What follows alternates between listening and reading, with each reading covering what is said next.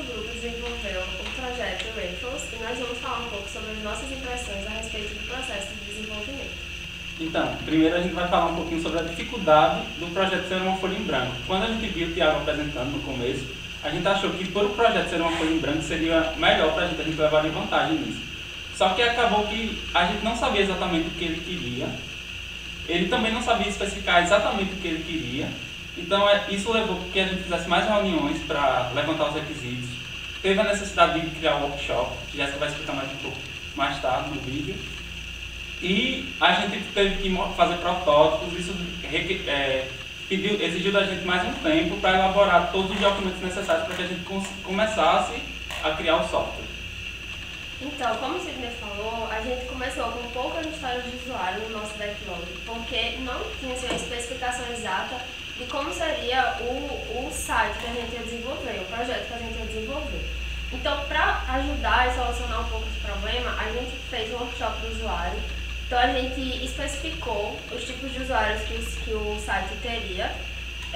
Os principais que a gente identificou foram os blogueiros e as pessoas responsáveis por comissões de formatura que vendem rifas. E a partir disso, a gente identificou que cada tipo de usuário iria querer do sistema, o que ele precisaria do sistema. E a partir daí, a gente pegou várias ações que o sistema teria que fazer e criou várias histórias do usuário. Então, foi nesse momento que a gente conseguiu preencher mais o backlog e ter histórias para trabalhar, para conseguir de fato começar a fazer aquilo que estava sendo proposto pelo projeto. Nessa primeira parte que a gente utilizou para levantar os requisitos, as histórias, a gente já estava também estudando a nova tecnologia que a gente ia utilizar, que foi o Rails. Então a gente teve que gastar um tempo do projeto aprendendo a nova tecnologia. E a gente teve também uma dificuldade no começo, que foi trabalhar em paralelo. No começo a gente não conseguiu paralelizar bem as atividades, então tinha que ficar a gente esperando o outro, e também a gente tinha pouco domínio do repositório, do uso do repositório, isso também atrapalhou. Não conseguiu trabalhar muito paralelo por causa disso, mas depois disso aí a gente conseguiu trabalhar mais em paralelo e aumentar a produtividade. Outra questão na parte da aprendizagem foi a parte do web design. Nós não tínhamos muito conhecimento nessa parte, e até fizemos uma interface inicial que o cliente não ficou muito satisfeito. Tivemos que aprender a utilizar outras ferramentas, utilizar o Bootstrap que o próprio cliente nos indicou, e conseguimos aprender e deixar o site uma interface mais amigável. Bom, eu vou falar agora um pouco sobre a dificuldade de comunicação com o cliente, que se deu da forma de tentar encontrar um horário e tal, para conseguir combinar com o Thiago como ia ficar as reuniões, certo? Em relação às reuniões das sprint, plan, essas coisas do projeto, certo? Até porque a comunicação com o cliente é um ponto muito importante, tanto para o processo, porque através dessa comunicação com o cliente, trazendo o cliente para dentro do projeto software, a gente consegue captar melhor os requisitos, descobrir o que o cliente realmente quer e estar constantemente tirando dúvidas com o cliente, perguntando ao cliente conforme se isso está certo, se isso foi feito de acordo com o que você queria, essas coisas, certo? Então, um ponto importante no projeto do nosso software foi essa aproximação do Thiago. Por mais que não tenha sido de forma física, o Thiago nunca teve realmente assim, de forma física nas reuniões, mas ele sempre esteve próximo, utilizando várias ferramentas, como eu vou falar adiante, certo? A dificuldade principal encontrada nesse processo foi encontrar um horário em que batesse perfeitamente tanto no horário vago de Thiago como um horário vago no nosso horário, certo? Então, como a gente definiu para sexta-feiras, e no caso e também tanto sexta-feira à noite como à tarde, a gente marcou um horário perfeito em que o Thiago estaria livre, estaria disponível para conseguir fazer assim as reuniões. O primeiro ponto da dificuldade foi encontrar esse horário.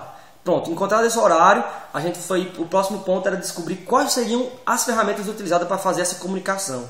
Porque, como o professor sabe, no meio do nosso projeto, infelizmente os meninos, tanto o Thiago como o Lucas, teve que viajar para Bahia, foram lá para trabalhar, conseguir uma oferta de emprego e eles trabalham lá. Então ficou aquela distância muito física mesmo, a distância em outro estado.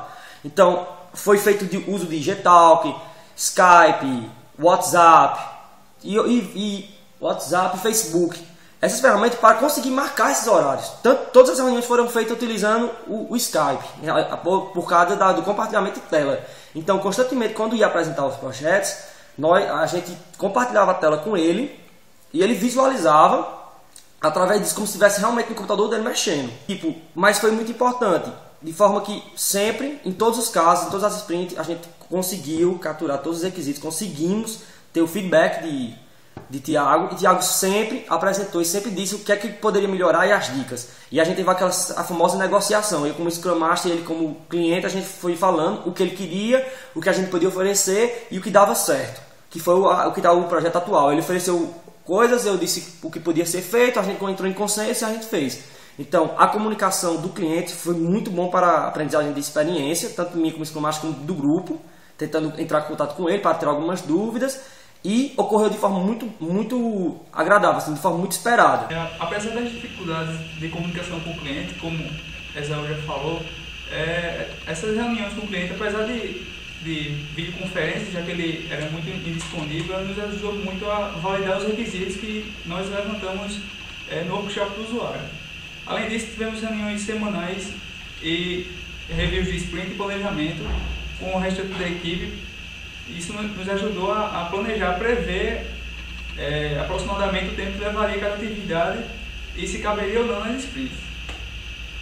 Um outro ponto que o processo nos ajudou no decorrer do projeto foi especificar os objetivos. Como o Sidney disse, o projeto começou com uma folha em branco, então a gente foi desenvolvendo e o processo ajudou a gente a especificar os objetivos que a gente ia fazer. Então, com esses objetivos já especificados, a gente pôde dividir as tarefas e verificar o que era necessário para poder chegar no fim do projeto, que é o que o cliente pediu. Bom, então, para auxiliar durante o processo de desenvolvimento, alguns documentos foram produzidos. Então, foram essencialmente 4 documentos. O primeiro, que foi considerado essencial assim, para o nosso projeto, foi o documento gerado a partir do workshop do usuário, que a gente definiu as personas, incluiu várias histórias no backlog do Pivotal. E a partir dele foi criado um documento de história de usuário. Então, nesse documento foi colocado cada história e o teste de aceitação e observações relativas a cada uma delas, dividido de acordo com as sprints. Teve também um documento de testes que foi feito, que foi importante assim, para a gente verificar onde tinham erros e corrigir esses erros. Então, para o documento de testes, nós pegamos cada história. Para cada história, a gente fez um teste prático, por assim dizer, de como ver se aquela história estava funcionando da forma que deveria. E também foi colocado o resultado esperado e o resultado obtido, que a gente preenchia depois de realizar o teste. Se alguma dessas histórias não tivesse o resultado obtido igual ao resultado esperado, ela teria que ser passada para a pessoa que desenvolveu, para que ela pudesse corrigir os erros. Então, outro documento que foi especificado, usado para demonstrar um pouco do projeto, foi o documento de arquitetura. Então, nele foi especificado a arquitetura que a gente usou no sistema. Então, como a gente usou a plataforma Ruby on Rails, ela já tem uma arquitetura pré-definida, então a gente desenvolveu o nosso sistema em cima dessa arquitetura, que é o MVC, que é o Model View Controller. Além de a gente usar uma arquitetura cliente-servidor, como o nosso projeto é web, então a arquitetura em si, passando por cima, é baseada no cliente-servidor e em cima do MVC do Ruby on Rails.